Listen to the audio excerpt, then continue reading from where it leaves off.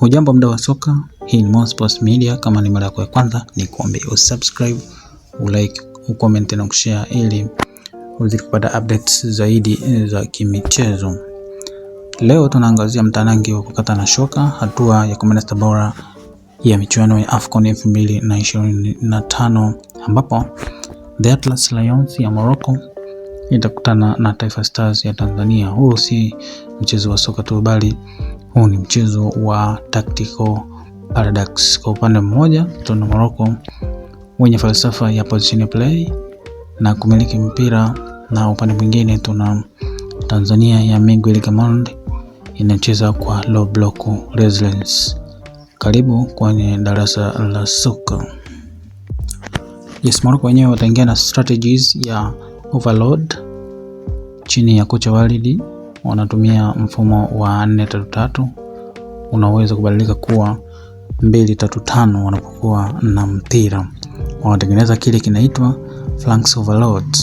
Wanajaza watu wengi upande mmoja wa uwanja ili kuivuta safu ya ulinzi ya Stars, kisha wanabadilisha uelekeo wa mpira haraka, wanaita diagonal switch, kumpata winga aliye wazi upande wa pili. Hii inawapa nafasi ya kufanya isolated ones v1s dhidi ya mabeki wa pembeni wa Tanzania. Tanzania wenyewe wataingia na strategies ya defensive compactness, na pia itaingia kama timu ya pili ambayo itakuwa inafanya mashambulizi kwa kushtukiza. Watacheza kwa mfumo wa 4-5-1 ambao unaweza kubadilika kuwa 4-2-3-1 pindi wanapokuwa na mpira. Gamondi yeye anasisitiza horizontal na vertical compactness, maana yake umbali kati ya mabeki na viungo uwe mdogo sana ili kuisaidia kuiminya Morocco pockets of space. Stars hawatacheza kwa kufuata mpira balls oriented, bali watacheza kwa kufuata nafasi space oriented. Lengo ni kuwalazimisha Morocco wapige pasi za pembeni na kuizuia pasi za kupenyeza katikati ya uwanja, vertically prevention.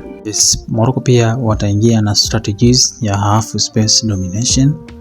Hawatumii winga za pembeni pekee, wanatumia mbinu ya half space infiltration. Hapa unamzungumzia Ibrahim Diaz na Haunai.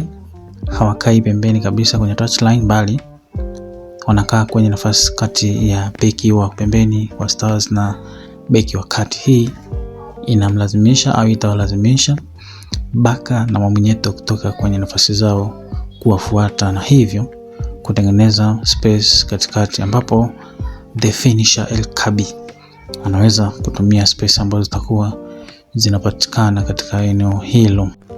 Tanzania pia watapaswa kutumia strategies ya rest defense. Watatumia low block kujilinda kwa nyuma sana, lakini Syria Gamondi itapaswa kuwa kwenye rest defense. Hii inamaanisha wakati Stars wanashambulia au wanafanya mashambulizi ya kushtukiza au counter attack, lazima Alphonse, Masanga, Mabula na mabeki wakati wa spande wote lazima wabaki kwenye muundo wa kuzuia hata kama wana mpira. Hii itasaidia kuizuia Morocco wasifanye counter press ya haraka wanapopoteza mpira Stars. Strategy nyingine kwa Tanzania ni trigger pressing. Stars hawatapaswa kukaba kila mchezaji, watapaswa kutumia kile tunaita pressing trigger. Watamwacha beki wakati wa Morocco Jawad El Yamik awe na mpira, lakini matu mpira unapomfikia Amrabat, hapo ndipo Feitoto na Miroshi wanapaswa kureact na kufanya double team kumnyang'anya mpira au kuharibu mpango. Na hii ni kwa sababu wanajua Amrabat ndiyo injini, akizimwa yeye basi Morocco inakosa mawasiliano. All in all, mchezo huu unatarajiwa kuwa wa tactical chess match ambapo Morocco wataingia na falsafa hiyo ya positional superiority, wakijaribu kutawala half space kupitia kwa ubunifu wa Ibrahim Diaz, huko Tanzania ya Miguel Kemondi ikitegemea low block resilience na nidhamu ya hali ya juu ya defensive compactness, na pia kutumia rest defense pindi ambapo wanafanya mashambulizi ya kushtukiza. Kiufundi Morocco unaingia kama clear favorite au unaweza ukasema super favorite, wakiwa na asilimia nyingi zaidi ya 78% ya ushindi kutokana na uwezo wao wa kufanya counter press pamoja na individual qualities za wachezaji na benchi lililoshiba na kumiliki